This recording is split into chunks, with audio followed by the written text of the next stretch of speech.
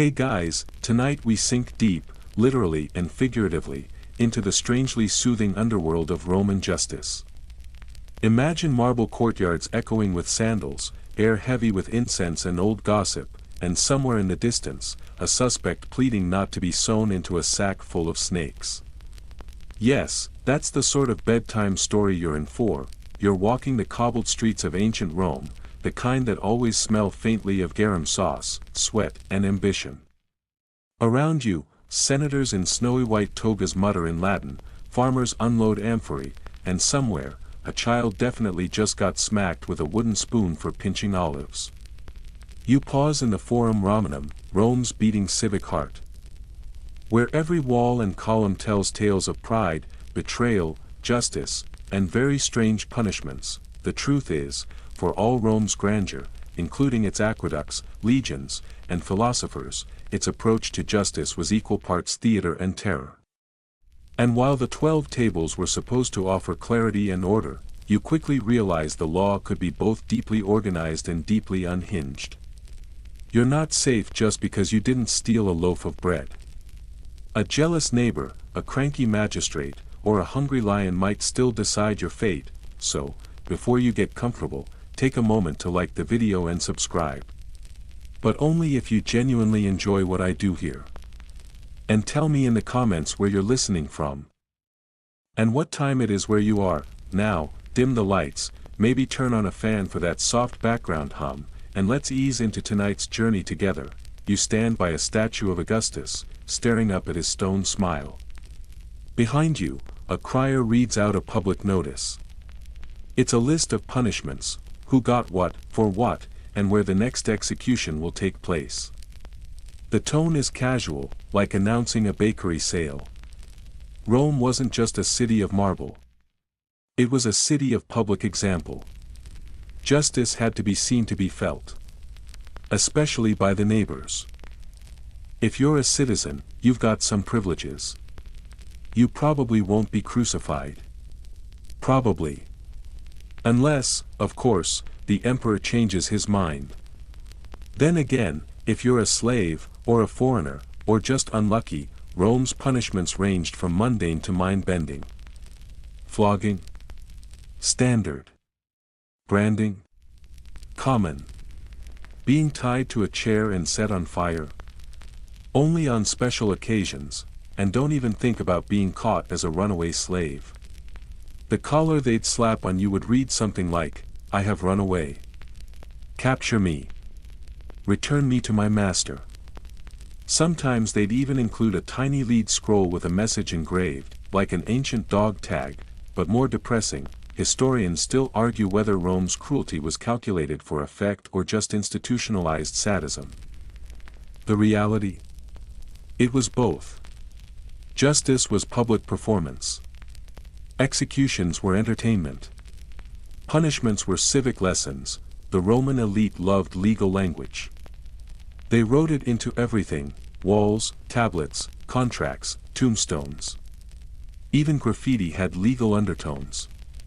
It's not uncommon to find walls scrawled with curses or threats of legal action written by bitter neighbors. Marcus stole my tunic. May he choke on it. It's all there, in faded red ochre, but don't think it was all violent spectacle. Sometimes, justice was subtle. Passive-aggressive, even. Like being exiled from polite society, forced to live in a swamp town where your name would be whispered like a ghost story. Or being assigned to clean latrines for a decade. Imagine explaining that job at a dinner party. You shuffle forward and glance at the rostra, the speaker's platform where trials were held in the open. Imagine being on trial in front of hundreds, with pigeons flapping overhead and your mother-in-law watching from a shaded bench. Rome didn't do private hearings. It liked its drama with sunlight and applause. You pass by a statue of the goddess Justitia. She's not blindfolded, as in modern depictions, but wide-eyed and armed. Because justice in Rome didn't pretend to be impartial. She saw exactly what you did, and she brought a sword. Of course, justice also depended on who you knew. A bribe here, a favor there, and suddenly Rome's legal system was more flexible than its aqueducts. Powerful men could wriggle free of nearly anything. The poor? Not so much. They could be flogged for lying about the price of cabbage. One quirky tidbit: in some cases, Roman citizens could appeal to Caesar. Literally. If you were condemned, and happened to be a citizen, you could request to be shipped off to the emperor himself. Whether he listened was another matter. And whether you survived the voyage. Well, sea snakes were not officially listed as punishment, but they might as well have been. As you wander past a crumbling law court, your eye catches a stone inscription. It's a list of fines: for urinating in public, for bad-mouthing officials, even for singing off-key in the forum. Yes, that last one might be apocryphal, but honestly, entirely believable. Justice, in Rome, was as much about order as fear. A well-run city needed everyone to see what happened when you disobeyed. Which is why punishment sites were built in prominent places such as on hilltops, near markets, and even next to temples. What better time to contemplate your own mortality than while picking out figs? So now you stand at the edge of the forum, watching a line of convicted men shuffle past. One clutches a sign around his neck. Another is missing a nose, which was the standard penalty for adultery in certain provinces. A third has had his head shaved and dyed blue. You glance at the soldiers escorting them. They're bored. They've seen it all, and you're just getting started. You turn down a quieter alley, lined with shadowy arches and uneven paving stones. The air here smells less like politics and more like mildew and secrets. Somewhere in this part of town, where the light barely filters through cracked tiles, is where the Romans handled one of their most bizarre and oddly theatrical punishments. You're about to witness peniculiae. Imagine this. You're accused of parricide, the unthinkable crime of killing your own parent. Rome didn't take kindly to the idea. Not just because it was morally wrong, but because it disrupted the divine order. Family, after all, was sacred. Or at least useful for political alliances. To kill a parent meant you had not only failed as a Roman, but as a human being. And so, the punishment had to be more than death. It had to be fabulously weird. So, what did they do? They stitched you into a leather sack. But wait. It gets better. They didn't just sew you in alone. Inside the sack with you, they placed a dog, a monkey, a snake, and sometimes a rooster. The idea was that your final moments would be chaotic, terrifying, and, frankly, very loud. Once the sack was full of fur, scales, and regret, they tossed it into a river. Usually the Tiber. Because of course they did. You probably wouldn't survive this. You probably wouldn't even get past the monkey, the scholarly debate. Historians still argue whether this particular punishment was commonly applied or more of a legal boogeyman. There are very few documented cases of it actually being carried out. But Roman legal texts describe it in great detail. Possibly just in case someone got ideas. Now, why these animals? Theories vary. The dog represented loyalty, turned against you.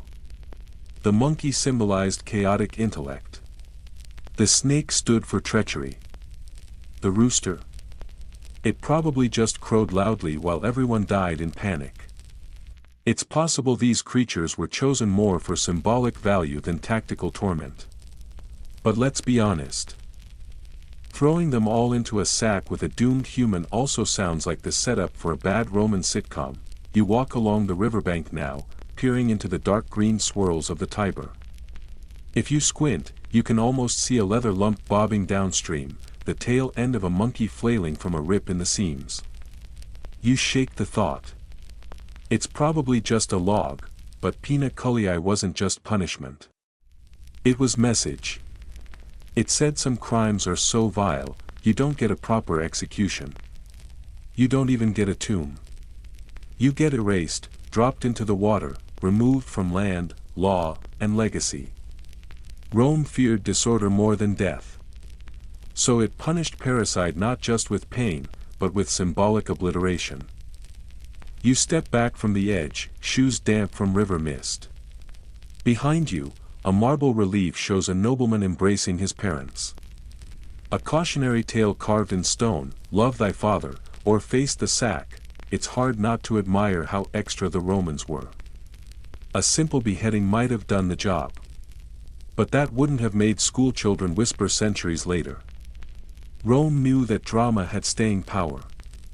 They built cities to last and punishments to echo, a quirky note.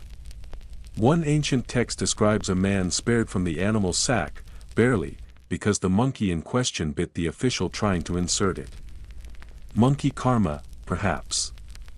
Historians don't agree on the source, but it's recounted often enough to suggest it made the rounds even back then. As the wind picks up, you imagine the sound that sack must have made. A wet thump. A flurry of screeches. And then silence. Justice served in the most peculiar fashion, but you're not done yet. Because once the animal sack phase faded from popularity, perhaps due to logistical challenges, they started using simpler alternatives. Sewing the criminal into a sack alone and drowning them. Still unpleasant. Still erasing. Just with fewer teeth involved. You pass a small shrine to the river god Tiberinus. Romans often prayed here before major events. Wars, harvests, legal proceedings, or sack executions. Offerings of flowers, honey cakes, and coins glitter at the base. One petal floats gently out on the water. Far gentler than anything Rome ever threw in, you wonder now. Was Pina Culiae more metaphor than norm? Some scholars say it was a legal horror story, whispered to terrify. Others insist it happened. Perhaps rarely, but very much for real. The truth may lie in the middle. As Rome so often did. Practical, theatrical, and prone to exaggeration, back on the street, you hear two merchants bickering. One jokingly accuses the other of trying to kill him like a sack monkey. You smile. Even in jest, the threat lingers. The imagery is unforgettable, so the next time you consider killing your dad, don't. Or at least, make sure you live far from rivers, leather workers, and any place that keeps snakes and monkeys on standby. Now, with that nightmare fuel neatly packed away, you round a corner and find yourself in a bustling square, where justice is still being served. Though this time, the punishment is far more uplifting. You drift forward into sunlight. Warm, golden, and blinding. It spills over a hill dotted with upright wooden crosses, each one swaying slightly in the breeze like eerie scarecrows. And just like that, you've stumbled into the beating heart of Roman execution theater, crucifixion. It's quiet up here. Not solemn. Just quiet in that unnerving, heavy kind of way. Birds sing, but even they seem hesitant. You hear the faint creak of ropes, the groan of wood, and occasionally a cough. The air smells like dust, sweat, and something sharp. Like iron left too long in the rain. You already know why. This wasn't a secret place. It was meant to be seen. In fact, it was designed for that exact purpose. You're standing just outside the city walls on one of the many roads where Rome liked to put its dead on display. Crucifixion, for all its horror, wasn't about swift justice. It was about slow, public messaging. You can almost hear the silent conversations of passing farmers, tradesmen, even children. What did that one do? Will I be next? Better pay the tax collector next time. The Romans didn't invent crucifixion. Most historians agree the Persians and Carthaginians did it first. But Rome perfected it. Like everything else, they took a bad idea and made it bureaucratic, scalable, and painfully detailed. You step closer to a cross. A man is there, not moving. Not anymore. You note how low it is to the ground. Just enough to prevent him from touching it, but not high enough to escape your gaze. Some crucifixions were even set at eye level so people could stare into the condemned's face. That was the point. A warning carved in flesh and wood, one historical fact. Crucifixion wasn't just a punishment. It was also a deterrent so effective it made people pay their taxes. Literally. Some provinces used it as a public reminder of what happened to tax evaders. You suddenly feel bad about filing yours late. The process was long. First came the flogging, often with a metal-tipped whip that stripped flesh like wet laundry. Then, the condemned would carry their crossbeam, the patibulum, through jeering crowds. If you collapsed, too bad. If you made it, you got nailed in, and yes, they did use nails. At least sometimes. There's still scholarly debate about how often and exactly where those nails went. Wrists or palms? Ankles or heels? Some archaeologists point to evidence of nails through heels found in burial sites. Others argue rope was more common, especially when nails were in short supply. Rome was efficient, but not always generous with resources. You look up. The sun hangs directly over the hill. A soldier shades his eyes, probably bored out of his skull. Crucifixions could last hours, even days. The human body clings to life like a stubborn mule. And Rome was in no rush. They wanted you to hang there, baking in the sun, slowly drowning in your own lungs as your chest muscles failed. Light sarcasm aside, this was not a punishment reserved for citizens. Unless they had done something truly offensive, like treason. Crucifixion was the fate of slaves, rebels, bandits, and the politically expendable. In other words, the usual suspects, and it wasn't always solo. During the slave revolt led by Spartacus in 71 BCE, the victorious general Crassus ordered 6,000 crucifixions along the Appian Way. That's across roughly every 100 feet for over 100 miles. Can you imagine walking that road? You wince. Not just because of the numbers, but because of the message. Don't rise up. Don't dream. Don't try to break the system. Just stay in line. Or end up as scenery. Crucifixion wasn't merely execution. It was performance art for authoritarian control. And Rome loved its art, quirky detail time. Some crucifixions included a placard called a titulus nailed above the victim, listing their crime. You might get something dramatic like murder of children or oddly specific like stole 2 goats and lied about it. One recorded placard read simply, "Enemy of the people." Which sounds like something a bad manager might say in an HR meeting. You now notice one of the condemned has been painted. Not decoratively. Just red streaks slapped across his torso. Historians believe in some cases victims were smeared with mud, blood, or animal fat to attract insects faster. A practical touch. Or maybe just creative cruelty, and remember the vinegar sponge? No. Well, Roman soldiers sometimes offered dying victims a sponge soaked in vinegar and water. Pasca, their standard soldier drink. Some say it was mercy. Others argue it was mockery. Either way, the Romans found a way to make even refreshments controversial. The scholarly debate continues. Was crucifixion meant to be religiously symbolic? Some think it carried ritual significance. Others argue it was simply the most theatrical way to say, "Don't mess with Rome." You step back now, the cross is shrinking behind you like jagged teeth. Down the hill, life goes on. Bakers shout their prices, kids chase goats. Lovers argue in the shade. But above them all, like a warning etched into the sky, those crosses remain, and you. Well, you're ready to move on. You've seen enough sun-drenched agony for one night. You wander down from the hill of crosses, the dust clinging to your sandals and a peculiar silence clinging to your thoughts. But Roman justice isn't finished with you yet. In fact, things are about to get more accessorized. You turn a corner and find yourself face to face with a man wearing what looks like an iron dog collar. Not the fashionable kind. This one is thick, clunky, and unmistakably humiliating. It catches the light and flashes a short, grim message: I have run away. Hold me. Return me to my master. Ah yes, slave collars and shame chains.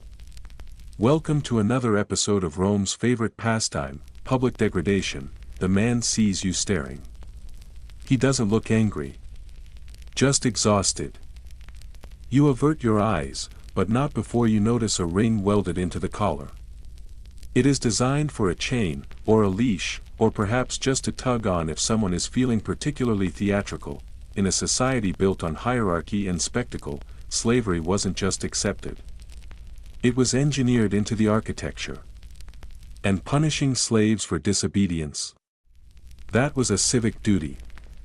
A runaway slave wasn't just an inconvenience to the master. It was a threat to the illusion of control. One mainstream fact: Rome had millions of slaves at its peak. As many as 30 to 40% of the population in cities like Rome or Corinth were enslaved. They were everywhere, in homes, kitchens, mines, farms, temples. Even the police force. And when one ran away, Rome got creative. The collars were made of bronze or iron, often inscribed with names, warnings, and even rewards. Some included addresses. Return to Marcus in Trastevere and receive 2 coins. Others were more poetic: don't trust me, I lie. Not exactly motivational, but very Roman. You pass another man, this one chained at the ankles, pushing a wheelbarrow full of stone. His tunic is so thin it might as well be paper. The chain clinks with each step, a slow rhythm of penance. Historians still argue whether these accessories were for lifetime wear or temporary shame. Some say they were welded on for months. Others believe they could be removed after punishment. What's not up for debate: the psychological effect. Rome wasn't just punishing the body. It was branding the soul, and branding. Oh yes, they did that too. Literally, you pause near a smithy, where the iron is hot and the hammers ring like bells. On the wall, a branding iron hangs. It is shaped like the letter F, for fugitivus, meaning runaway. Some slaves caught escaping were marked on the forehead, right where no one could miss it. Imagine walking through your life with the word runaway etched into your skin. Of course, some slaves found ways to hide it. Makeup, bandages, even tattoos layered over the mark. But it was risky. If caught, the punishment doubled. You weren't just a runaway. You were a deceiver. Rome had little patience for that. A quirky little tidbit: some collars had jokes inscribed. One such example reads: I ran away from the baths because the water was cold. I'm sorry. Please return me. Whether that was real or just Roman humor is unclear. Knowing Rome, probably both, there's an eerie sense of permanence to it all. The collars didn't just punish. They reminded. They said, you are always this thing. Even if you behave. Even if you repent. You are still the runaway. The branded, the chained, and this wasn't limited to slaves. Freedmen, former slaves who gained their freedom, often carried social collars of their own. Not metal ones, but verbal, legal, symbolic. Their status was always written in contracts, in names, in the way people addressed them. You could leave the chain behind, but the clink still followed you. You find yourself near a stall selling used items. Tunic scraps, sandals, even old tools. Among the rusted nails and chipped ceramic, you spot a discarded collar. Bent, stained, but still legible. The inscription reads, "Keep me until my master finds me." You hold it for a moment, then set it down gently. It's heavier than it looks. As you move on, you pass a temple. Its steps clean, its columns tall, its statues smug.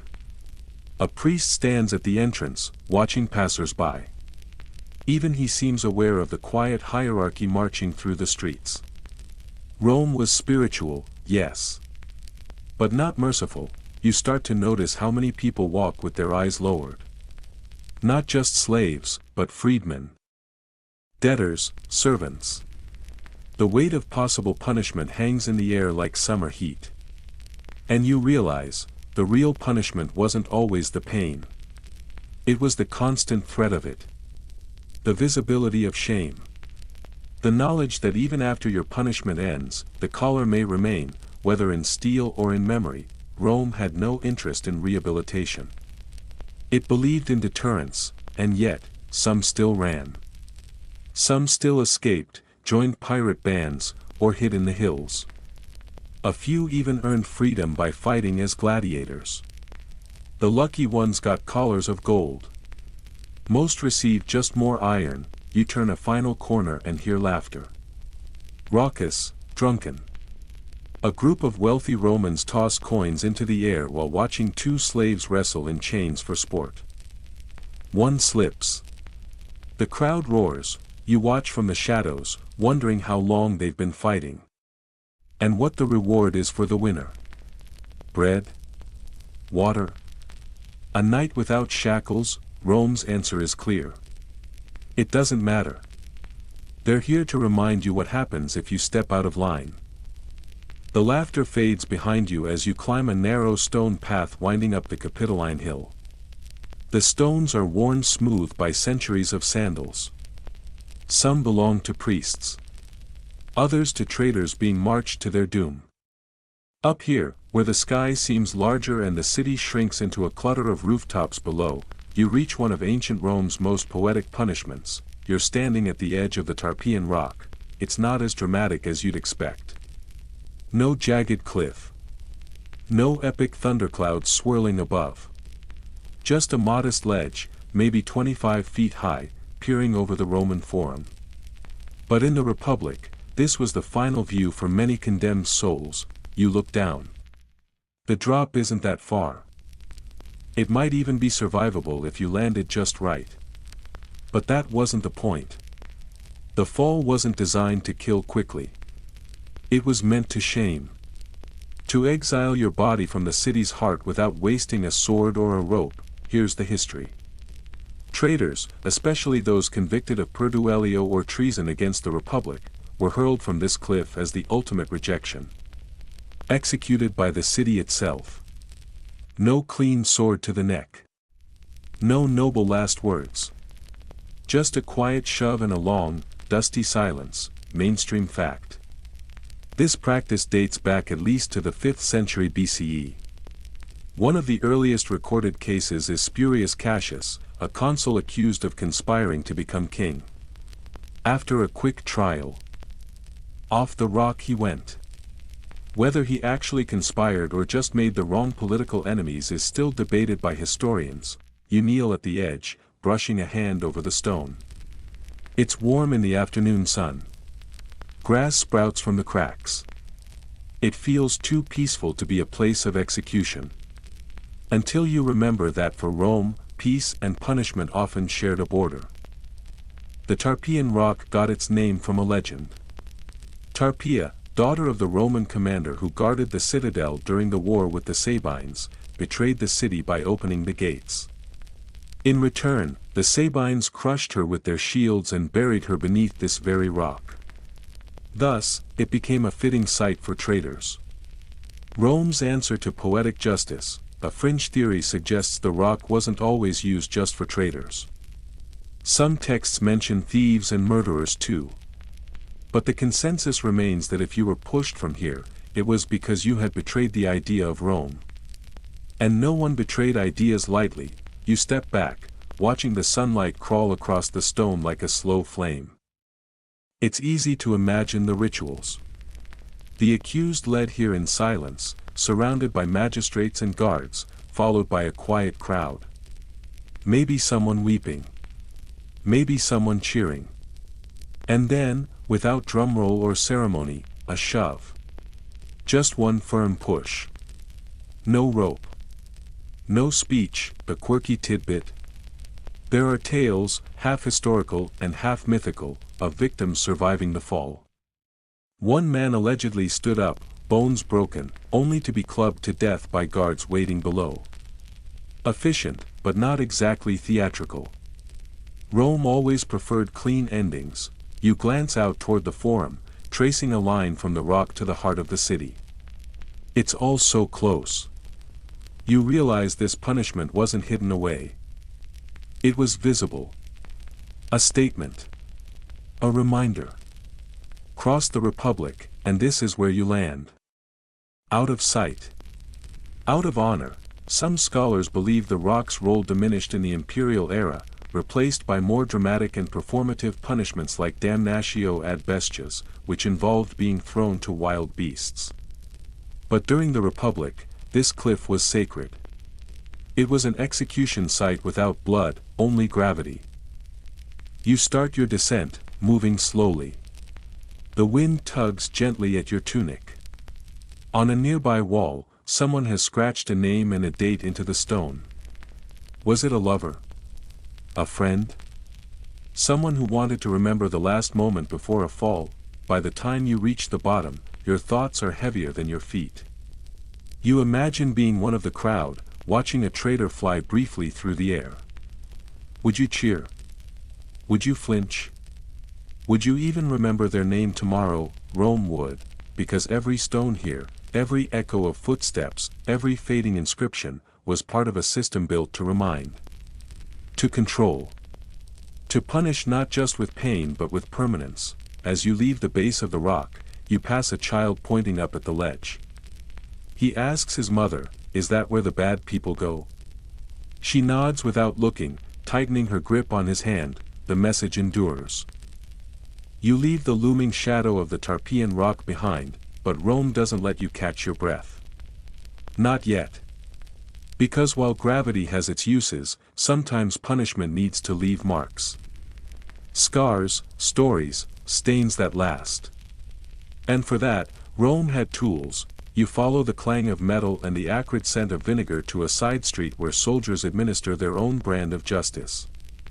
This isn't an official execution ground. It's a training yard.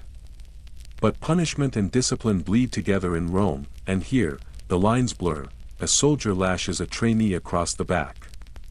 Not hard. Not gentle. Just enough.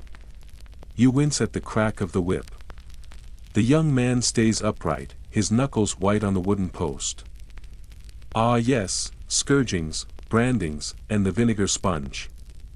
That's today's special. Whipping wasn't just military discipline. It was Rome's default punishment for just about everything: theft, disobedience, adultery, tax evasion, or looking at the wrong person the wrong way on the wrong day. A good flogging could fix almost anything. Or at least remind you not to try again. The most common weapon was the flagrum, a short whip with weighted ends. Sometimes it was tipped with bone. Sometimes metal. Sometimes both. The idea was not just to hurt. It was to lacerate. To turn skin into ribbon. You pause beside a rack of implements. Whips, rods, brands, even shackles warmed over a small brazier. This isn't a punishment chamber. It's a toolkit. Historians still argue how often flogging ended in death. Roman law technically forbade killing a citizen through whipping. But that line was blurry. Especially if you weren't a citizen. Or if you made the wrong magistrate spill his wine. Slaves had no such protections. They could be flogged for breathing too loudly. One document even lists a slave whipped for failing to greet his master's pet peacock. Whether that's satire or fact is unclear. But again, this is Rome. Weird things happened all the time. Branding, too, was common. You might be marked with an F for fugitivus or a C for criminalis. These weren't just scars. They were permanent announcements. A walking legal record on your skin. Some were seared onto the forehead. Others into the hand, the chest, or even the tongue, the vinegar sponge. Let's not forget that gem, you probably remember it from crucifixion scenes.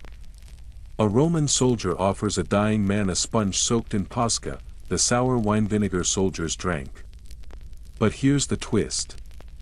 Sometimes, it wasn't mercy. Sometimes it was humiliation. In a few documented cases, the sponge wasn't for sipping. It was used to clean a wound. Or shoved in the mouth of someone being beaten. Supposedly to keep them quiet. Imagine the sting. The choking. The sour liquid soaking into open cuts or dry throats. You try to swallow, suddenly aware of your own tongue, but vinegar had other uses too. Roman doctors used it to disinfect lashes. Sort of. Mostly, it just hurt more. One punishment involved lashing a man's feet raw, then soaking them in vinegar and brine. He'd limp for days. Sometimes weeks. You follow the scent down a corridor lined with oil lamps. A prisoner kneels at the end, hands tied to a post, shirt torn. A branding iron hisses in a nearby brazier. You don't stay to watch. Here's a quirky tidbit. Some Roman towns appointed an official flogger. A public employee whose job was to administer beatings. They were paid per lash. This led to, you guessed it, over-enthusiastic flogging. One poor fellow was lashed so efficiently he passed out before the fifth strike. The flogger was reprimanded. Not for cruelty, but for ruining the spectacle. You round a corner and find a basin of water, pink with blood. A towel is draped beside it. Rome didn't clean its punishments. It just moved on. Still, there was hierarchy even in pain. Citizens could sometimes request a lighter whip. Or ask that the punishment be administered in private. If you were rich enough, you could even hire a substitute to take your lashes for you. Yes, Rome let people outsource their punishment. Welcome to the original gig economy. You lean against a wall and take a deep breath. The stones are warm. The air smells of leather and metal. In the distance, someone's screaming. Or maybe singing. It's hard to tell. Scholars debate whether public punishments were intended as reform or deterrence. Likely both. But in practice, they often became performance. People gathered to watch beatings like they gathered to watch races or plays. Rome didn't distinguish between theater and pain. Not when it was well timed. You close your eyes and imagine it. A square filled with people. A stage. A criminal tied to a post. A soldier steps forward, whip in hand. The crowd holds its breath. Then comes the crack, not a cheer. Not a groan. Just a ripple of silence followed by murmured approval.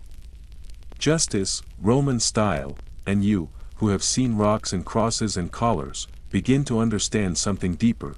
Rome didn't punish to correct, it punished to remind. You wipe your hands on your tunic, as if the echoes of pain could be scrubbed off. But the streets ahead pull you forward. Not to another dungeon or hilltop, but to a place louder, livelier, and somehow more terrible. You hear the roar before you see it. It rises like a wave of flesh, dust, and adrenaline. The sound echoes off marble walls and thunderous stone arches. You're approaching the Colosseum, where punishment becomes performance and death is completely sold out.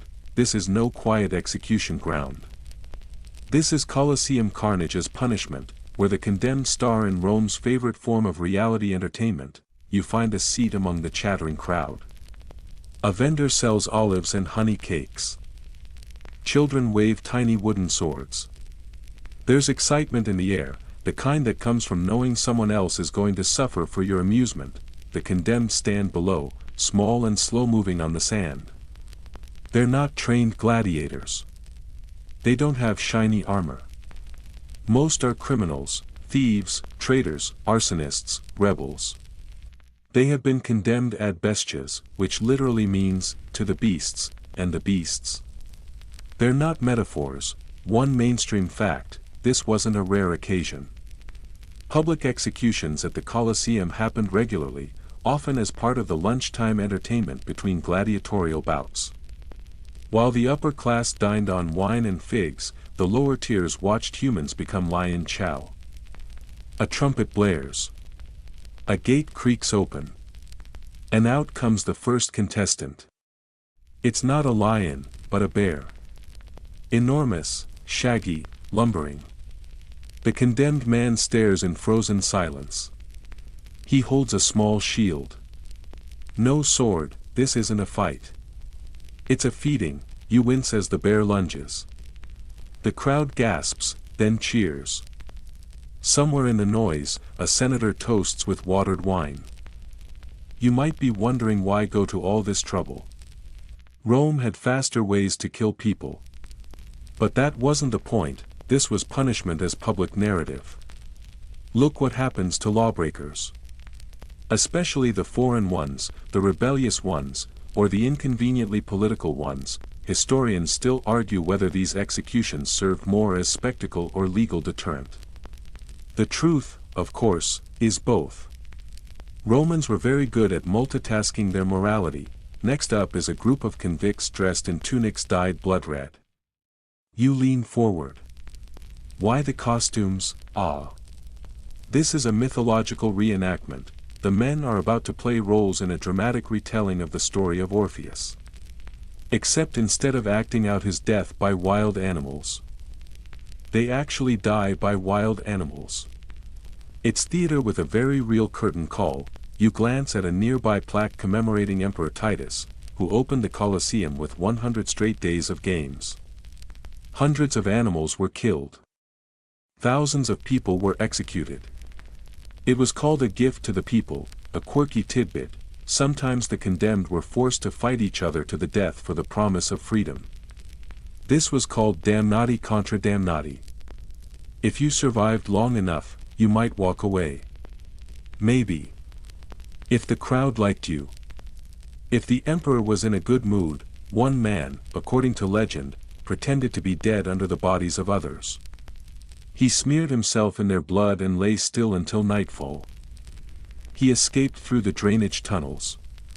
Historians debate the story's accuracy, but it survives because it's so cinematic. You look down at the sand. It's darker now, stained by more than just shadows. Slaves move in with rakes and buckets, scraping away what's left. They're efficient. By the time the next group enters, the arena will be spotless. Fresh horror needs a clean stage. You shiver, despite the heat. The Colosseum is impressive, architecturally brilliant, acoustically perfect. But it isn't beautiful. Not when you know how many voices it swallowed, and not all beasts were animals.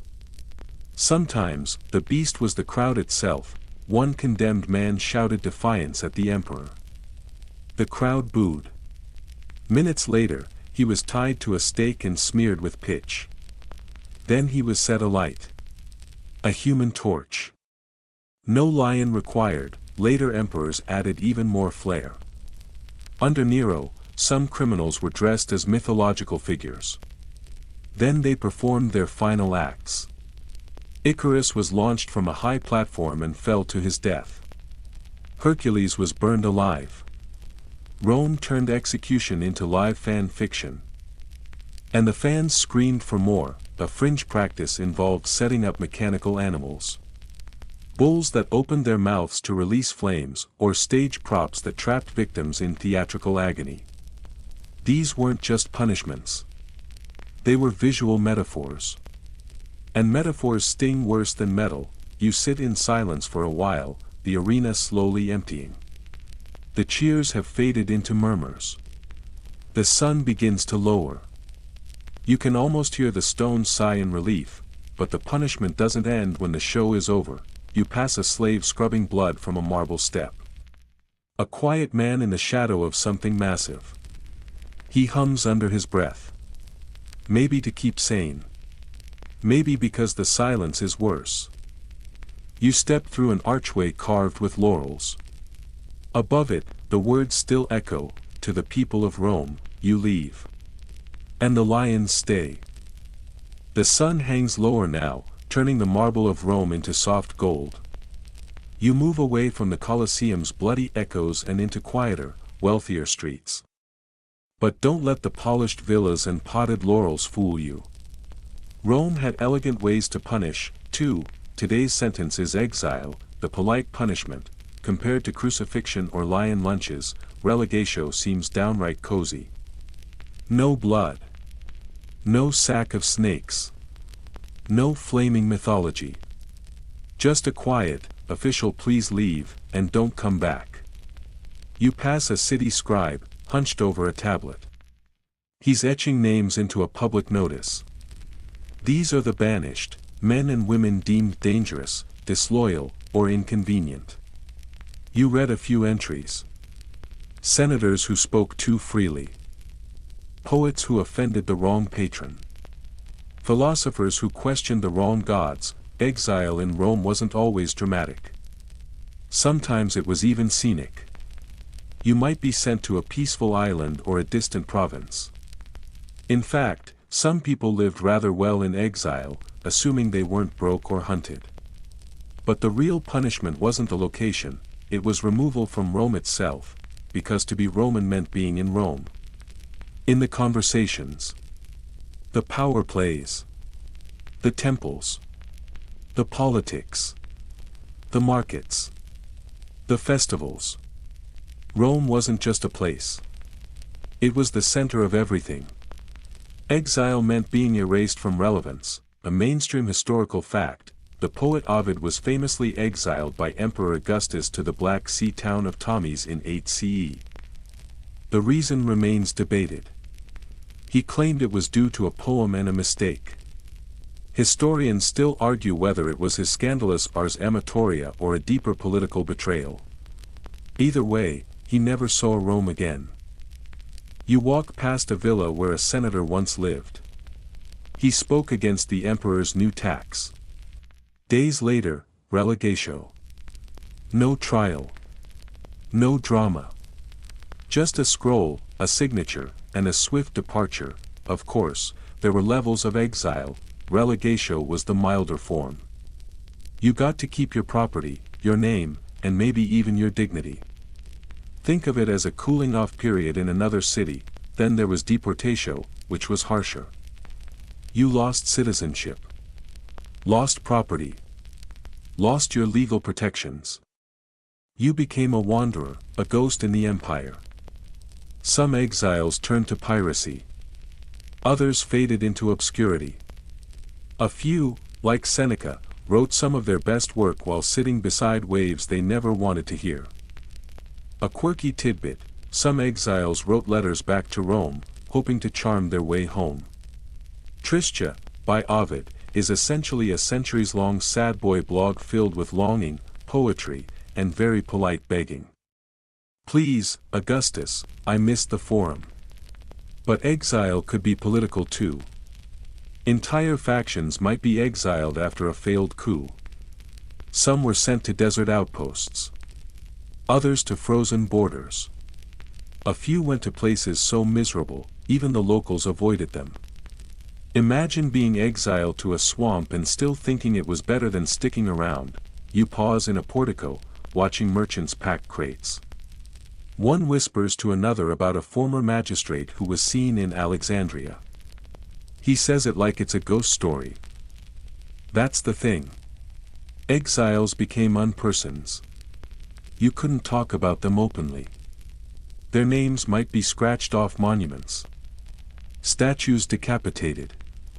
Even family members distanced themselves as if exile were contagious, yet sometimes, exiles returned. If the emperor changed. If public sentiment shifted. If they managed to bribe the right official. Or, more rarely, if they became so beloved in absence that their return was theatrical. One such man, welcomed back with parades, was promptly exiled again a year later. Rome loved irony almost as much as it loved power. You wander through a garden courtyard and see a half-faded inscription on the wall, Vixi Romi, non cumbra sum. I lived in Rome, now I am a shadow, it's not signed. But it doesn't need to be, the open scholarly debate is whether exile truly worked as punishment.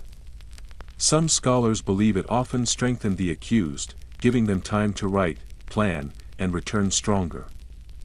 Others say it was mostly a social weapon, used to cleanse politics without bloodshed. A few argue it wasn't punishment at all. Just repositioning in the chess game of power. You sit on a bench once used by scribes. A bird sings overhead. Somewhere nearby, someone laughs. It's a relaxed, easy laugh. The kind you only hear in safe places. For a moment, you think maybe exile wasn't so bad, then you remember. Exile wasn't about where you were sent, it was about what, and who, you had to leave behind. You rise from the garden bench, stretching stiff limbs under the lowering Roman sun. The scent of laurel, wine, and something stickier trails through the breeze as you follow a road that curves out of the city proper. It gets quieter here. Not solemn like the hills of crucifixion, but still unsettling, because now, we're leaving Rome, or rather, someone else is. And in the most revolting way imaginable, you've arrived at a military outpost far from the Senate's marbled walkways and whispered diplomacy. Here, discipline is stricter. The punishments are grittier. And the soldier's sense of humor is entirely unhinged. You're about to meet a punishment so grotesque and imaginative that it borders on surreal. It's called scaphism. Now, before you accuse Rome of inventing this one, it wasn't theirs. Historians attribute this horror to the Persians. But Rome heard about it, admired it in the way someone might admire a shark from outside the tank, and possibly borrowed bits of its flavor. After all, Rome loved importing things. Spices. Statues. Slaves. And apparently, nightmare fuel. So what is scaphism? First, you take a hollowed-out canoe, or two, and sandwich the criminal between them, leaving only the head, hands, and feet sticking out. Then you force-feed the poor soul a disgusting mix of milk and honey until they can't keep it down. After that, you pour more milk and honey all over their exposed skin. And then, you wait, insects arrive. The body bloats. The criminal, unable to move, defecates in place. More insects arrive. And then comes the slow, unspeakable breakdown. Over days, not hours, they die from a cocktail of exposure, infection, rot, and madness. The insects don't eat quickly. But they do eat everything, even the silence that follows. A mainstream historical fact, ancient writer Plutarch documents the punishment in harrowing detail. He claimed it was used against a soldier who betrayed Persia's king. Whether Rome ever officially used it is murkier. Some believe it was simply studied, retold, perhaps even threatened. But it certainly made the rounds among Roman philosophers and military minds. You pass a Roman officer reading aloud to a group of younger men. His voice is calm, but his words are chilling. And on the sixth day, the eyes were consumed by worms. They gnawed, scribbling notes. Learning. Because even foreign cruelty could be educational, you might ask why anyone would do this. Why not just use a sword? But as you've probably noticed by now, Roman and Persian justice wasn't just about the end. It was about the process. Slow. Memorable. Metaphorical, scaphism was punishment turned into a natural law lesson. Fight the empire, and even the flies will feast on you. There's a fringe theory that a Roman general once threatened a prisoner with scaphism just to extract a confession. No evidence of follow-through. Only the fear of it. And honestly, that was often enough. In a world where rumor was as powerful as the rod, suggestion did half the work. You pass a painted fresco, weathered and flaking. It shows a man in a boat, half submerged, arms stretched toward a rising sun. It looks serene until you spot the insects in the corners. The grim expression painted with careful strokes says otherwise, and the truth sets in. Sometimes, the worst punishment isn't the immediate pain, it's knowing what's coming.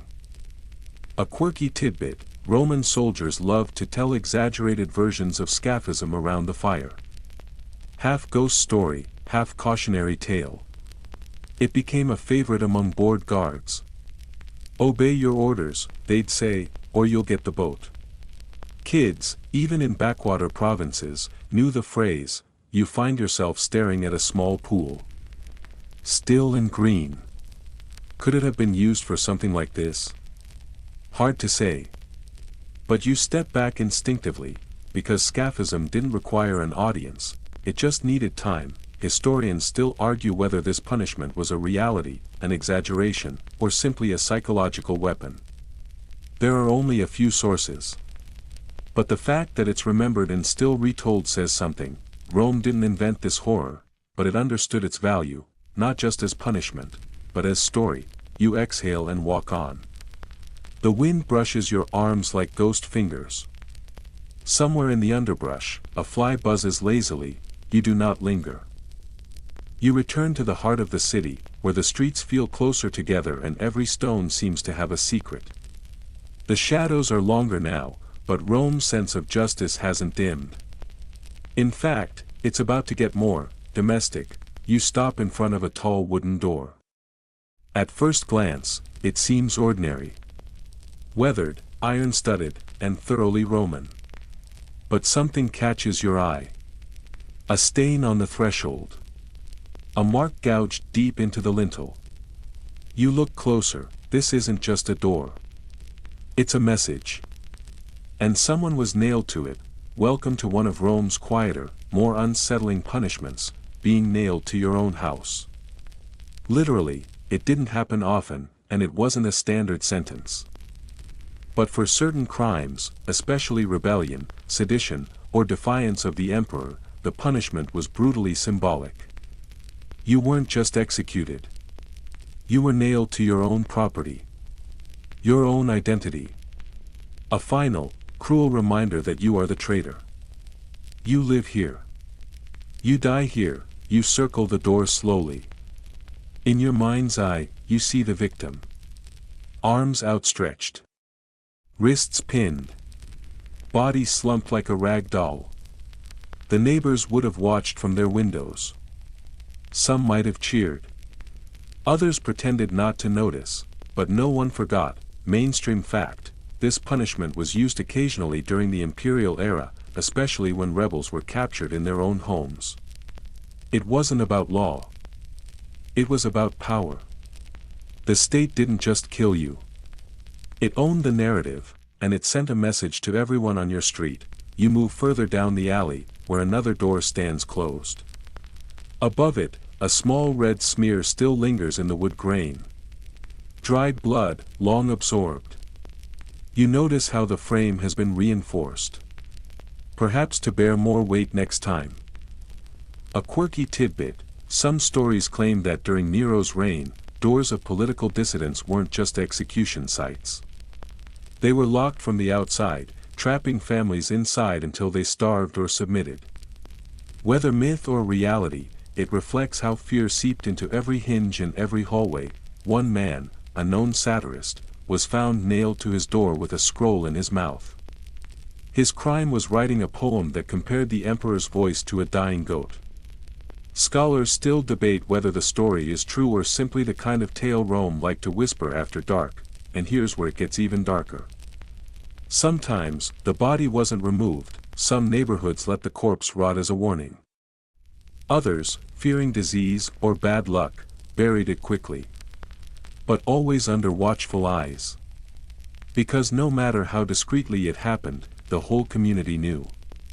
Justice had visited the doorstep. There's something intimate about this form of punishment.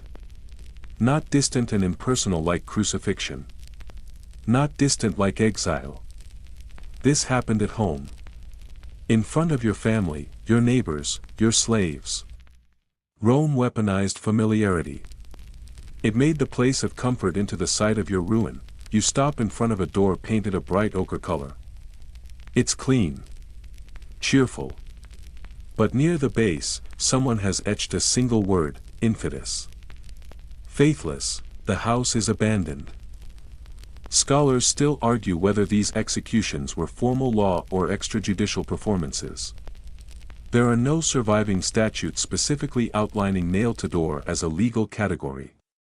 But it shows up often enough in letters, in satire, and in gossip-ridden marginalia to suggest that Rome didn't need a rulebook for fear.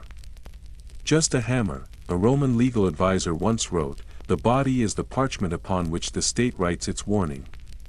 It's an unsettling line. But it fits. You sit for a moment on a crumbling step. The stones beneath you are warm. A breeze lifts a few olive leaves from the gutter. Nearby, a woman waters a plant. She avoids your gaze. You realize that Rome didn't always need grand arenas to punish. Sometimes, all it needed was a nail. A door. And silence, because there's a particular horror in knowing the very place where you once laughed, ate, and slept might be where you'll meet your end. No trial. No crowd. Just the thud of a soldier's fist. The rustle of a scroll. And then, the hammer. You peel yourself off the step, brushing dust from your tunic. The streets are quieter now. The sun hangs low, the sky melting into bronze. As you walk, the city shifts around you. From dark alleys and nailed doors to broad avenues and curious glances. Rome is full of eyes, and they're all watching you, but sometimes, punishment wasn't about blood, exile, or screams. Sometimes, it was about shame. The kind that clung to you tighter than any chain. Welcome to the world of public humiliation. Toga slips and shaved heads, you find yourself in a crowded square. One of those open forums where news is shouted, vendors bicker, and bored citizens come to stare. At the center stands a platform. Not a stage. A pulpitum, and upon it stands a man in an inside-out toga, barefoot, head shaved clean, his face smeared with ashes. The crowd titters. Some scoff. Others just stare, silently judging. This man hasn't been beaten. He's not bleeding. But his punishment is working. Because in a world obsessed with dignity, shame could sting far more than a whip. Mainstream historical fact, public humiliation was a legal tool in Rome, especially for moral offenses. Adultery, fraud, dishonoring one's parents, or insulting a magistrate. The state didn't always need chains when it could strip away status. Take the toga, for example. The proper Roman male wore his toga with a kind of sacred precision. The draping, the length, the cleanliness. It was practically its own language. Forcing someone to wear it incorrectly, backwards, or inside out was a visual alarm bell. Look at this fool. He's done something bad. You spot another poor soul sweeping the forum in public, barefoot, tunic ragged. A sign around his neck reads, "I stole from a temple." He avoids your gaze. Rome loved labels. Some punishments included signs or placards announcing the crime. And it wasn't just criminals. Senators disgraced in public often had their ceremonial robes revoked. One even had his house repainted brown. The color of mourning. Until he regained favor. A quirky tidbit, a senator once caught cheating on his taxes was paraded through the city riding backwards on a donkey while holding a cabbage. No one's quite sure what the cabbage meant. But it became a running joke for decades. Rome. Come for the legalism, stay for the bizarre vegetables. Shaved heads were another favorite. For Romans, the hairstyle said a lot. A shaved head, especially for a woman, was a sign of disgrace. It suggested punishment, mourning, or servitude. Female slaves were often kept bald to reinforce their status. But for citizens, being forcibly shaved was like having your dignity peeled off in front of everyone you knew. You pass a fountain where a girl sobs as her hair is cut by an official. Her tunic has been ripped at the hem. A symbolic gesture of moral undoing. Whether she stole something, cheated, or simply offended the wrong patrician doesn't matter. The message is clear. You are lesser now, And what of marriage punishments? Oh yes. Rome punished adultery harshly, especially for women. A husband could legally parade his unfaithful wife through the street, stripped of her belt and veiled in black, forced to confess her crime aloud. Some were even locked in rooms with symbolic objects of childbirth and fidelity. Cradles, spinning wheels, broken wedding rings. All while neighbors jeered from outside. You find yourself in a tailor's shop now. Robes hang from pegs, neat and bright. The tailor, an older man with ink-stained fingers, tells you softly, "I had a customer once. A nobleman, very proud. Came in crying after being made to wear slave shoes for a week. Said he felt more naked than if they'd whipped him." There's a reason why Rome invested so much in clothing as status. Robes, shoes, hairstyles. They were your resume. Your biography. Ruining those things was like erasing your identity without touching your body. Historians still argue whether these punishments truly worked in curbing crime or whether they merely served as temporary humiliation. But most agree. The psychological weight was real. The memory, inescapable, and here's something chilling. These punishments were often self-administered. If sentenced, you were expected to report to the forum, climb the platform, wear the outfit, hold the sign. If you refused, then it got physical. But if you complied, your suffering was quieter, more internal. You leave the square, the crowd behind you, and find a mirror glinting in a shop window. Just for a moment, you imagine yourself with a shaved head, an inside-out robe, a placard declaring your worst moment, and suddenly, the lion doesn't sound so bad, because shame.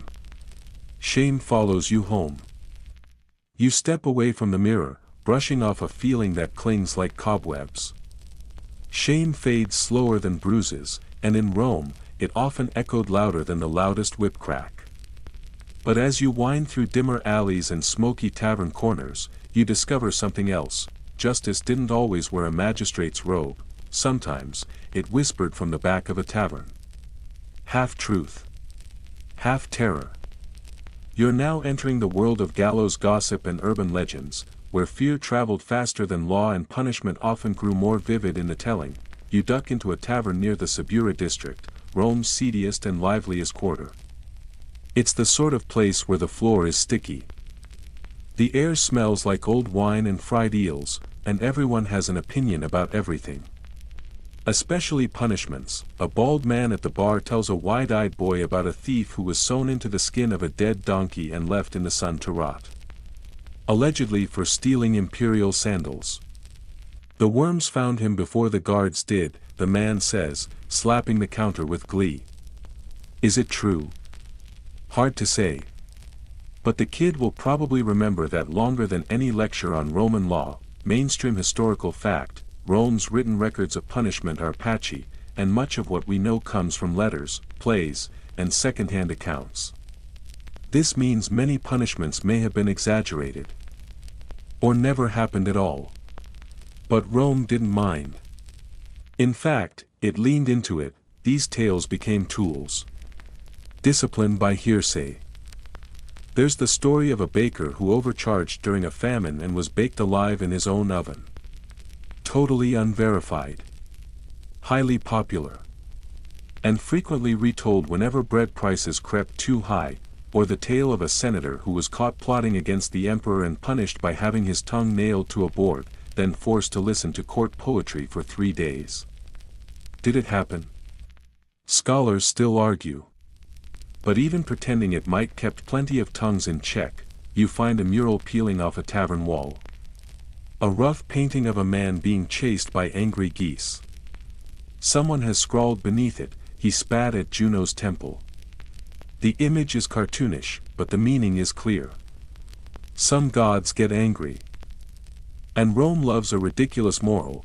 One of the more chilling whispers you overhear involves a punishment called silencing by sand. Allegedly, a man who mocked the Vestal virgins was buried up to his neck near the Tiber and forced to breathe through a reed as soldiers slowly poured sand into the pipe. Whether it's true or not, the story kept children very quiet near temples. A quirky tidbit: Roman playwrights sometimes wrote comedic sketches based on punishments. But they exaggerated them so wildly that the audiences laughed and squirmed. One popular play featured a thief sentenced to be massaged by elderly senators for eternity. Terrifying, in its own unique way. In some cases, the urban legends grew more potent than the real laws. People believed in invisible prisons, where unregistered citizens simply vanished. Others swore the Emperor Domitian had a secret tunnel under the Palatine Hill where enemies were stripped of their names before being drowned in vats of wine. No evidence of the vats. Plenty of gossip, and you can't help but notice, the more outrageous the story, the more seriously people take it. No one wants to end up as a punchline. Or a proverb: you leave the tavern and wander past an open-air market. A man selling figs mutters, "Careful with your scales, or they'll find you under the donkey skin." A child nearby giggles, repeating it as if it's a song. The phrase becomes a warning. Then a joke. Then truth. That's how these things spread. Justice in Rome wasn't just enforced through law. It was enforced through narrative. It didn't matter if something was technically legal. If enough people believed it could happen, it might as well have happened. Scholars continue to debate which punishments were real and which were invented by frightened minds in dark corners. But the effect was the same. The fear was real. And Rome, that clever old city, understood that stories work faster than soldiers. You stop at a well where someone has scratched into the stone: he tried to steal the moon. No signature. No explanation. Just a whisper made permanent. And you think to yourself, maybe punishment in Rome didn't always need to be true, it just needed to be believable. You wander from the marketplace, past the stalls and gossip and odd laughter, into the quiet stillness of a municipal office courtyard. Nothing dramatic here. Just dust, ledgers, and men in dull tunics scribbling away under the eyes of indifferent statues. But don't let the paperwork fool you, because in this part of Rome, punishment could still be brutal. It just came in the form of a job you could never leave. Today's sentence: punishment by job reassignment. You peek through a doorway and see a man hauling slop from a public latrine. His face is streaked with sweat, his back bent like a bridge on the verge of collapse. He's not a slave. He's not a volunteer, he's being punished. You've just stumbled across one of Rome's quieter torments. Sentencing wrongdoers to the worst public duties imaginable. Latrine cleaning. Sewer dredging. Corpse hauling. Or, in particularly poetic cases, reassigning corrupt officials to the jobs they abused. Mainstream historical fact: Rome's bureaucratic machinery was enormous. While it often punished with whips and exile, it also employed administrative damnation. Civil infractions could lead to permanent job placement in unpleasant or humiliating posts. One famous example: tax collectors caught skimming from the state were reassigned to border towns notorious for disease, filth, or hostility. One man sent to northern Britannia reportedly wrote home, "I should have chosen crucifixion." Rome could be sarcastic. Quirky tidbit: if a builder was found guilty of poor craftsmanship, such as a collapsed insula that killed tenants, he might be assigned to rebuild it by hand, alone, and live in it afterward. A combination of penance and test of faith in his own work. You walk past a row of municipal laborers scraping dried fish off temple steps. They work in silence, surrounded by guards who don't carry whips. Just scrolls. Because the sentence is not to die, but to do forever. Another man you pass is tasked with copying laws. Not glamorous. Not short-term. His crime: forging one. Now he sits from sunrise to dusk, writing and rewriting the very regulations he once mocked. He's on his 5th year. Historians still argue whether these labor punishments were formalized law or simply civic custom. There are few surviving texts outlining them, but references pop up in letters, diaries, and satire. Cicero once mocked a man who went from insulting magistrates to washing their horseshoes. Which is both very Roman and very petty. In some cases, repeat offenders were publicly reassigned to posts designed to mock their crime. A man caught cheating customers in the bathhouse was sentenced to scrub the bathhouse floor every day at peak hour. In chains, and unlike other punishments, this one had audience interaction. Citizens could jeer, spit, even assign extra work if they felt generous with their scorn. For Rome, shame was always a team sport. You step into a registry office. It's stuffy, full of parchment, the air heavy with ink and resignation. One clerk looks up and sighs, another one reassigned. A younger scribe asks, "No," says the older man. "This one wants to be." Turns out, some jobs were considered less painful than exile or flogging. If you were clever or well-connected, you might negotiate for punishment via reassignment. 5 years of sewer duty was preferable to death. Probably, but it didn't always go smoothly. In rare cases, citizens protested their reassigned roles. One wine merchant sentenced to bottle vinegar for the army deliberately mislabeled every amphora. His sentence was doubled. Now he cleans latrines and vinegar vats. A fringe theory suggests that some of these punishments were traps. Jobs so unbearable, they led to early death. Rome didn't have to execute you if the work did it for them. Bureaucracy, sharpened like a blade, you exit the office into a back alley. A woman is tending to dead animals at a disposal pit. Her robe is clean. Her hands are not. She doesn't look at you. Was she a thief? A blasphemer? Did she speak too loudly near the wrong statue? It doesn't matter. What matters is that she'll be here tomorrow. And the next day. And the next. Until someone in a better tunic decides her punishment is complete, you think back to the man you saw earlier. Face down in the latrine. You remember the stench. The slow, grinding movements. The knowledge that no matter how well he works, no one will thank him. Or help him. Or let him stop. Rome had many ways to break a person. Sometimes it used the sword, sometimes a shovel. You leave the alley with its shovels and sewage behind, stepping into the cooler shadows of a shaded colonnade. The scent here is different. Cleaner. Sharper. You catch notes of saffron, roasted meat, and something slightly metallic. You've arrived at a villa. Opulent. Marbled. Quiet, and deadly, because in Rome, even the nicest homes could be murder scenes. You're about to attend one of the most dangerous traditions of Roman society, a dinner party. Tonight's theme: poisoners, testers, and backfiring plots. The servant waves you in. The villa is cool and candlelit. Slaves move silently between couches, placing wine cups, adjusting cushions.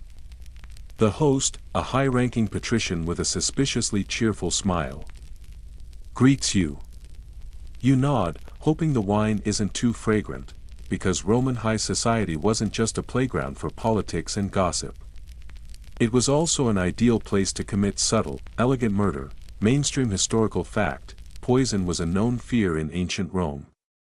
In fact, the Senate passed multiple laws about it, and numerous famous figures such as emperors, generals, and wealthy women were suspected of being either poisoners or victims.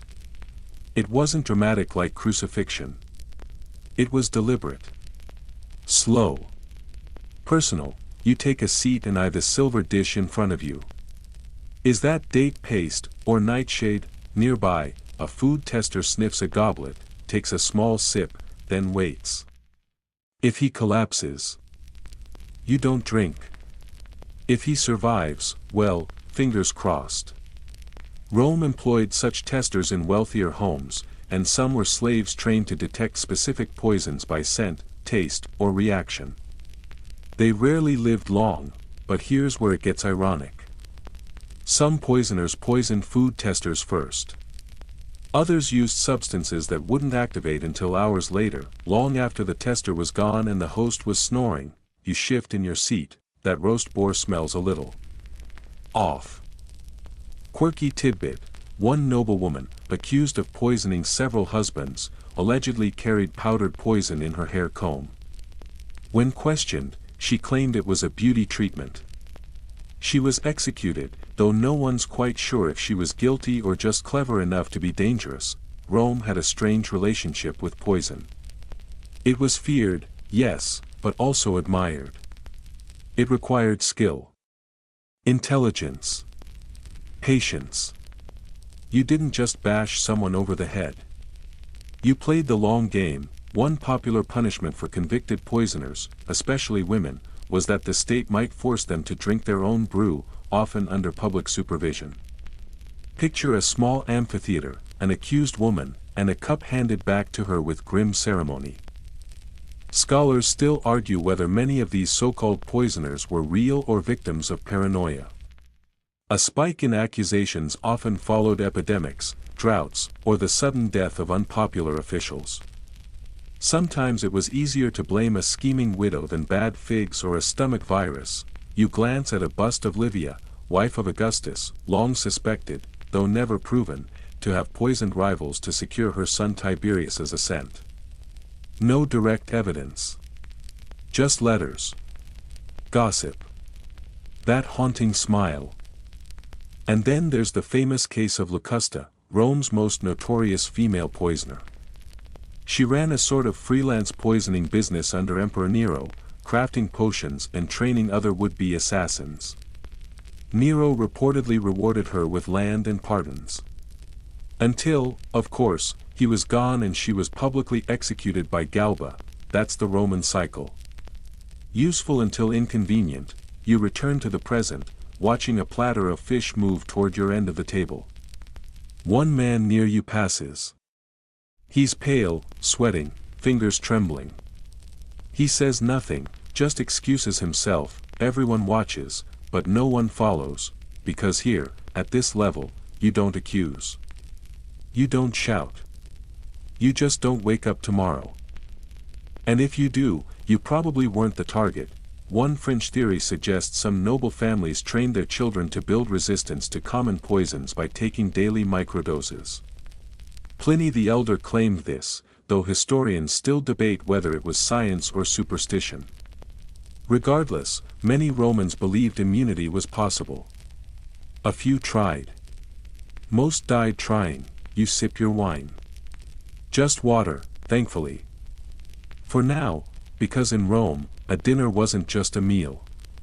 It was a test, of trust, of strategy, of survival, and you never really knew what, or who, was in the sauce. You exit the villa slowly, the rich scent of roasted meat and rosewater still clinging to your tunic, but your stomach feels tighter than ever. Maybe it was the wine. Maybe it was the silence between each toast. Or maybe it's the fact that everyone left that dinner alive, and that somehow feels wrong, because now you know, in Rome, not all punishments happened in courts, some happened on stage. You follow the crowd toward a theater. A large open-air amphitheater this time, not the Colosseum, not quite a forum. More refined. You pass jugglers, musicians, actors warming up in masks and cloaks. The mood is festive. But the script tonight is deadly. You're about to witness execution by reenactment. Rome's most dramatic fusion of justice and myth. Here's the setup. A convicted criminal is cast in a pantomime, a dramatic performance retelling a mythological story. But unlike the professional actors, this role doesn't end in applause. It ends in actual death, right there on stage, while the audience cheers, cries, or throws coins. Mainstream historical fact: these executions, known as fatal charades, were popular during the imperial period, especially under emperors like Nero, Commodus, and Domitian. They were seen as high art with low mercy. The condemned played the roles of mythological characters who suffered gruesome fates, and the suffering was all too real. Tonight's production is the tale of Prometheus. You find a stone seat and watch as actors in gilded costumes parade onto the stage. Then, with ceremonial pomp, out comes the criminal, naked and chained to a fake mountain, but the eagle circling above is very real. It swoops in, trained by handlers, and pecks at the man's exposed side. Not a metaphor. Not a puppet. Just Rome doing what it does best, blurring theater with execution. A murmur rolls through the audience. Some are fascinated. Others look away. You notice a senator sipping wine with one eye fixed on the stage, entirely unbothered. A quirky tidbit: some of these plays even involved mechanical props, like stage bulls or chariots rigged to dismember the actor in sync with a thunderclap or divine speech. Rome had engineers for this sort of thing. Why settle for stabbing someone when you could launch them from a spring-loaded wooden Pegasus, and the condemned weren't always nameless criminals?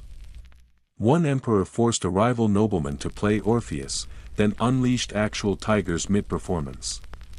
He didn't sing well enough, the emperor joked. You wince. Because suddenly, your 6th grade play doesn't seem so stressful anymore. Historians still argue how widespread these fatal charades were. Some say they were mostly imperial-era excess. Rare and heavily orchestrated. Others argue they became a sort of blood-hungry tradition, a way for emperors to appear merciful by offering a final performance rather than a plain execution, but to the crowd, it didn't matter. They came for spectacle. They came for catharsis. And nothing said moral cleansing like watching someone die as Icarus, falling from a platform, his wax wings on fire for real. You glance at a young woman beside you. She's laughing softly. Her friend's eyes are wet, but not from sorrow. She's thrilled. Alive. Charged, that's the thing. These plays were fun, to everyone except the one playing the lead. You think about the logistics. The planning. The casting process. Did someone sit in a smoky office matching myth to crime? Ah, yes, this one stole from a temple. He'll make a great Pentheus, torn apart by Maenads. Or, she insulted the emperor. Perfect Danae. Drown her in the golden rain. And sometimes the roles weren't even poetic. One man, sentenced to death for arson, was made to play Heracles. Only, instead of rescuing his wife from a burning pyre, he was thrown onto it. The smell of smoke still clings to these stones. You rise as the performance ends. The stage crew moves quickly, sweeping away blood, feathers, and shattered props. The musicians play something light. Almost comedic, because tomorrow, there's another show, maybe Medea, maybe Actaeon, maybe someone who just didn't pay their taxes. You leave the amphitheater knowing something unshakable. In Rome, punishment didn't always happen to you. Sometimes, it happened through you, for others to see, to feel, to enjoy, and if you were lucky, your final bow came with applause. If not, the eagle always remembered its cues. The performance still haunts your ears, even as you weave through the calmer streets beyond the theater. The eagle's cry. The thud of fake stone. The audience's cheers.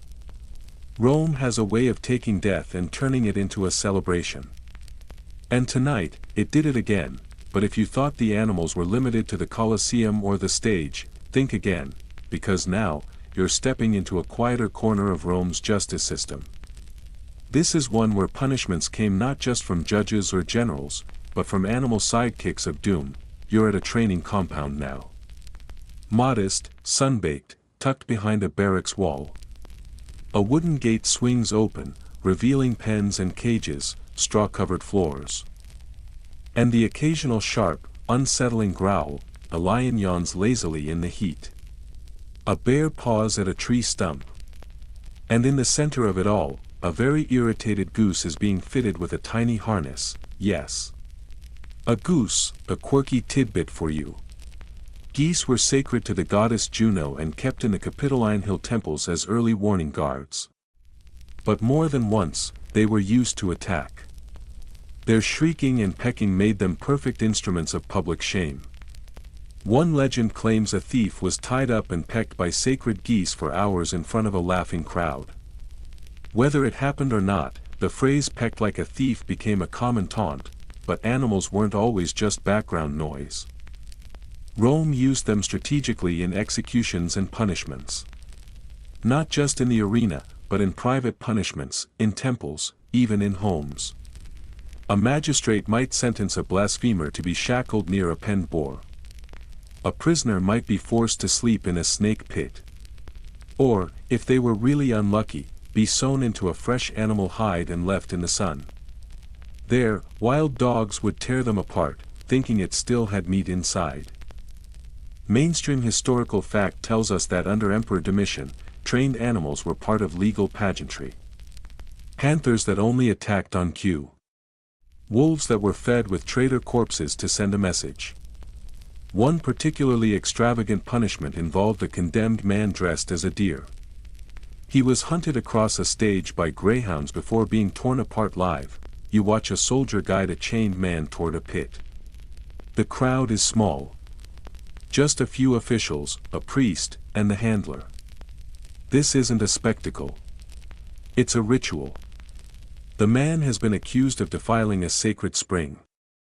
His punishment is symbolic cleansing by goat, yes. A goat, it butts him repeatedly.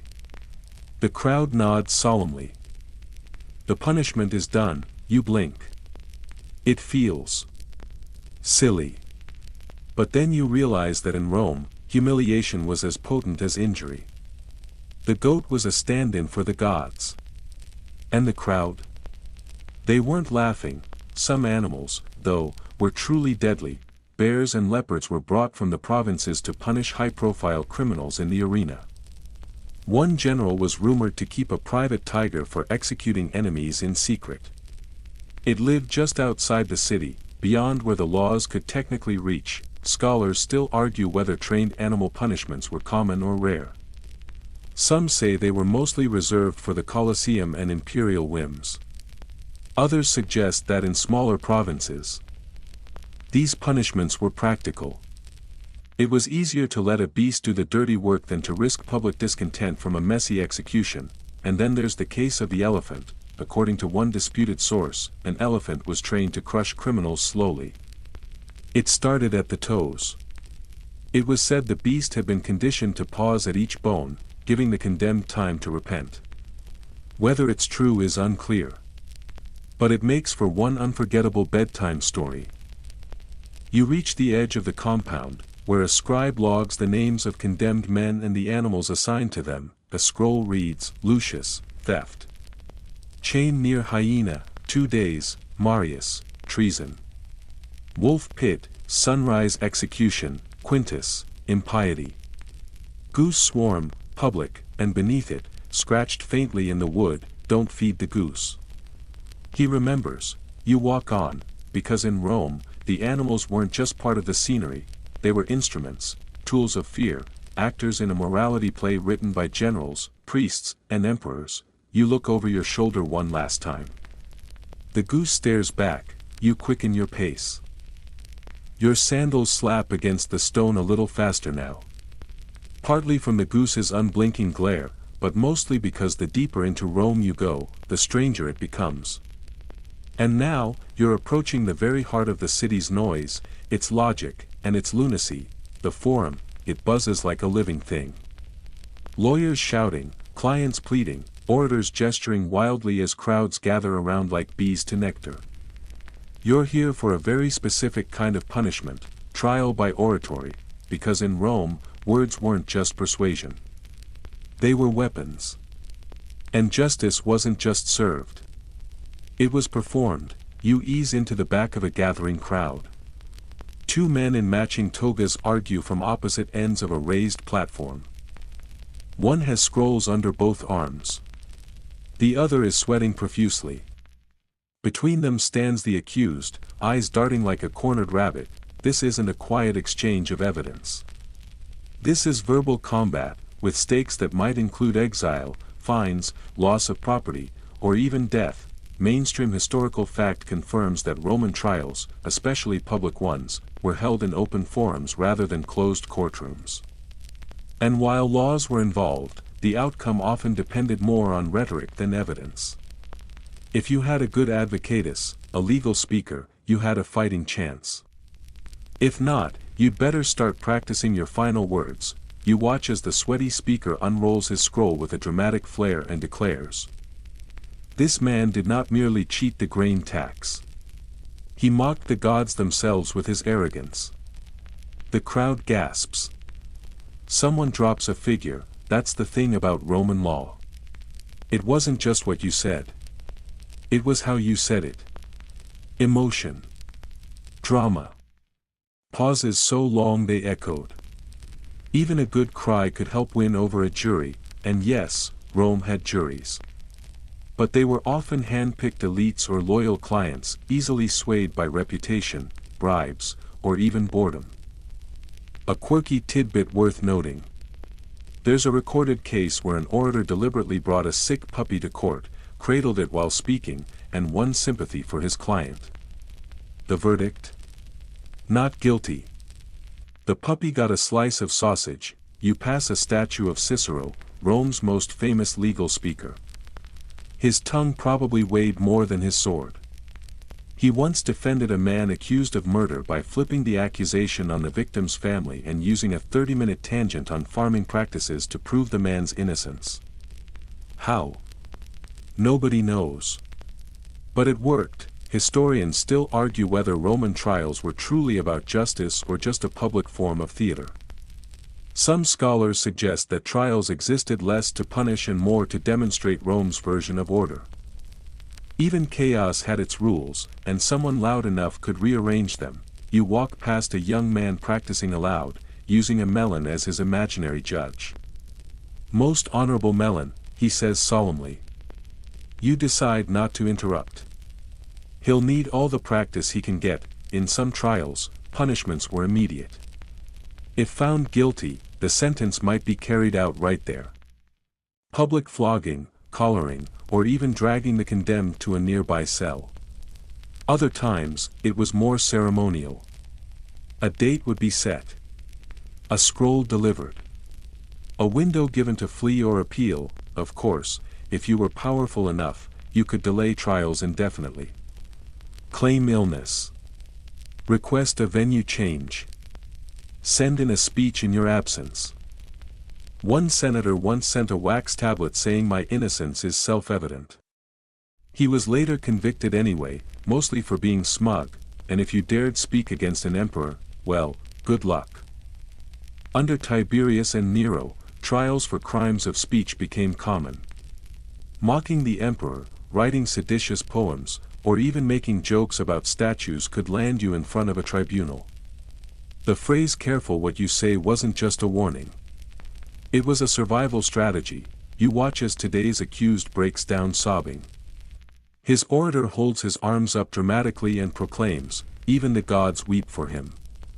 The crowd loves it. He's declared guilty anyway, but because the speech was so compelling, the fine is reduced. The forum murmurs with approval. You wander past another bench where a woman is teaching her child Latin phrases. If ever accused, say this with your chest. You wonder if you should take notes. Rome believed in law, but it worshipped rhetoric. Words could save you. Words could damn you. And sometimes, the worst punishment wasn't the sentence, it was standing alone in the center of the forum, being talked about instead of being talked to. You step out of the crowd and into the afternoon light. Somewhere behind you, a new trial begins, and the performance goes on. You slip from the bustle of the forum, ears still ringing with the clamor of voices wielded like blades. But Rome has quieter punishments too. One's not delivered with gavel or roar, but in whispers and wet stone and darkness. You're headed now toward the underbelly. And not just metaphorically, you're about to discover one of the strangest, smelliest corners of Roman discipline, the toilet test. Yes. You read that correctly. Rome, the empire of arches and aqueducts, also took its sanitation seriously.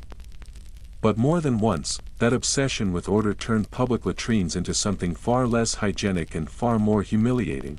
You arrive at a Forica, one of Rome's many public toilet blocks. It's surprisingly elegant with columns, mosaic floor, and even a fountain gurgling nearby. But inside, The rows of stone seats, each with a neat keyhole opening, say it all. This place wasn't just for relief. It was a social arena. A site of gossip, judgment, and occasionally, punishment. Mainstream historical fact confirms that Romans didn't treat toilet use as private business. It was communal and ritualized. People chatted, conducted meetings, even discussed politics as they sat elbow to elbow. So naturally, when someone needed to be shamed, truly and thoroughly shamed, they were sentenced to spend time here, not as a user, as a cleaner. You duck inside and meet a young man on his knees, scrubbing the marble with a vinegar rag. His tunic is stained, his hands raw. A sign near the entrance names him publicly and describes his crime: falsified weights in the olive market. Cleans here daily until Saturnalia. A quirky tidbit for you. Rome sometimes punished minor fraud or public offenses with forced sanitation labor. Latrine duty was considered beneath even the lowest slave.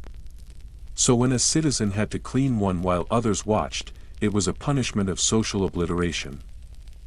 You take a seat, not for business but just for observation, and watch the interactions. A few passers-by drop vegetable peels in the man's bucket.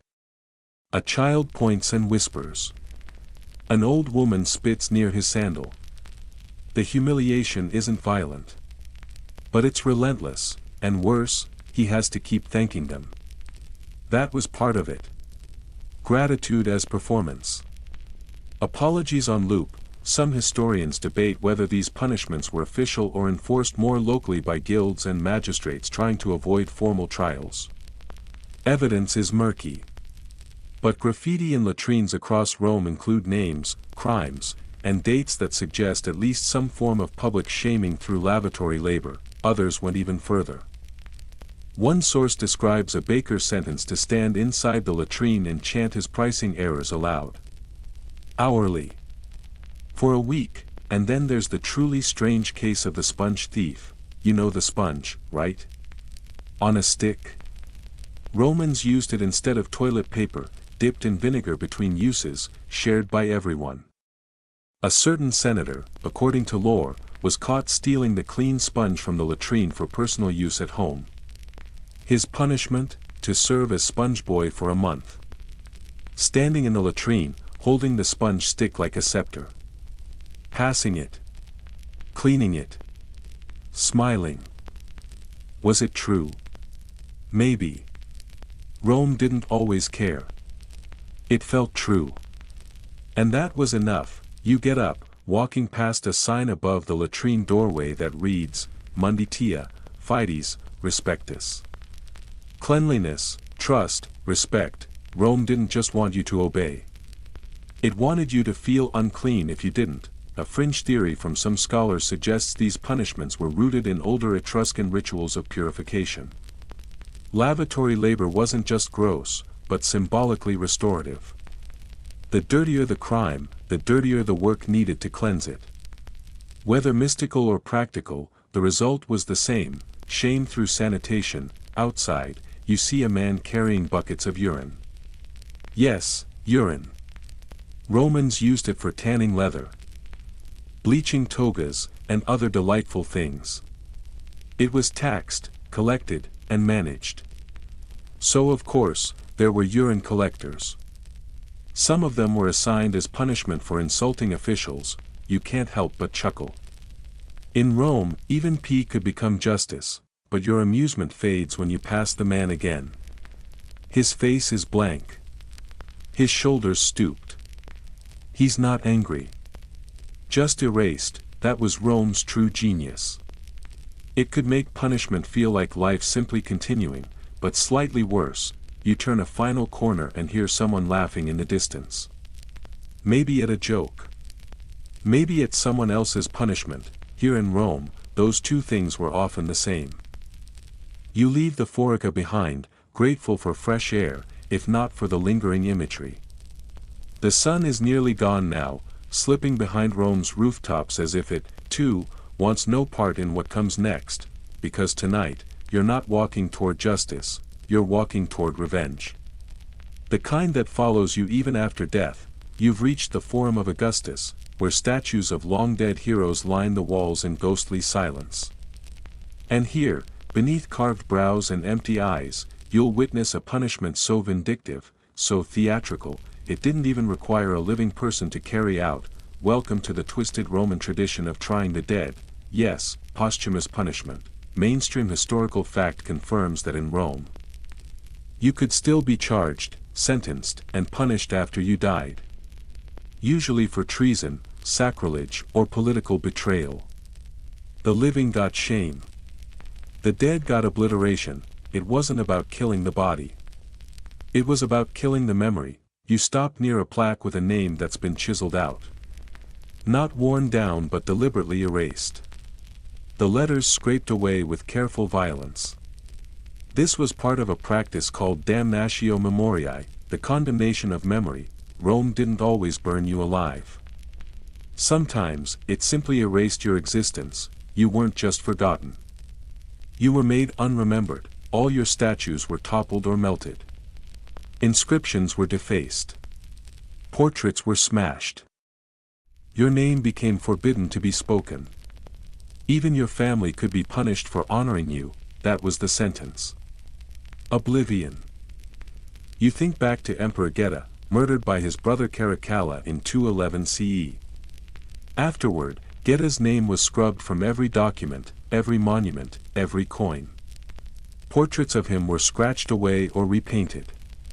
Even private letters bearing his name were seized, a quirky tidbit for you. Some Romans found clever ways to resist damnatio memoriae.